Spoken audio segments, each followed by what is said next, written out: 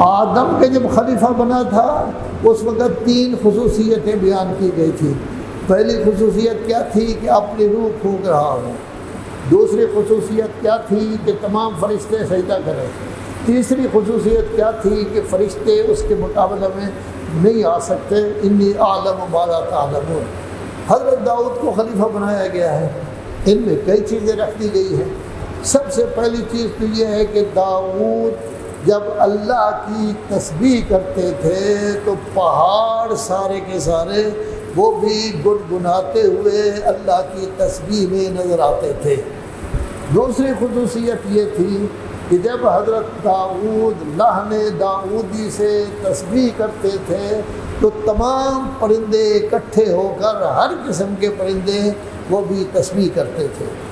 تیسری خصوصیت داؤد اور سلیمان کی کیا تھی کہ ان کے لیے جن مسخر کیے گئے کہ کسی کو شرارتیوں کو وہ قید کر دیتے تھے، اچھے لوگوں کو جنیوں کو کہتے تھے اور دے حضرات کو کہ اب مکانات بنائیں۔ وہ ہمارے مستریوں کی طرح نہیں بناتے تھے کہ تھوڑا تھوڑا کام کیا پھر بیٹھ گیا، پھر تھوڑا کام کیا، وہ جلدی جلدی مکان جو ہے بنا دیتے تھے۔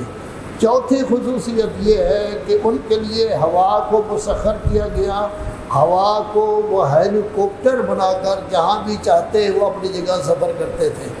پانچویں خصوصیت ان کی یہ ہے کہ ان کی قوت سماعت اتنی تیز ہے کہ وہ چیونٹی کی آواز کو بھی سن رہے ہیں۔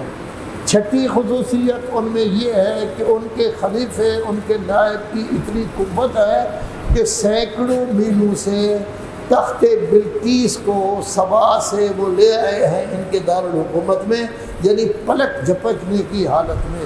تو خلیفہ وہ ہوتا ہے کہ اللہ نے اپنی روح پھونکی، خلیفہ وہ ہوتا ہے جو مسجود ملائکہ بنے، خلیفہ وہ ہوتا ہے اللہ کے نزدیک کہ فرشتے اس کا مقابلہ نہ کر سکیں، خلیفہ وہ ہوتا ہے کہ پہاڑ بھی اس کے ساتھ گنگناتے ہوئے ہوں، پرندے بھی گنگنا رہے ہوں، تسبیح کر رہے ہوں، پرندوں کی آواز کو جانتا ہو، ہدہد کی آواز کو جانتا ہو، سب پر حکمران ہو، ہوا پر حکمران ہو، تخت بلقیس کو پلک جھپکنے میں اس کا خلیفہ لے آئے۔ یہ تمام صفات خلیفہ کی ہیں۔ جس کو آپ خلیفہ کہیں گے اگر یہ صفات اس میں ہیں تو یہ خلیفہ بنے گا الہی، اگر یہ صفات اس میں نہیں تو پھر وہ جعلی خلیفہ بنے گا، اللہ کا خلیفہ نہیں بنے گا۔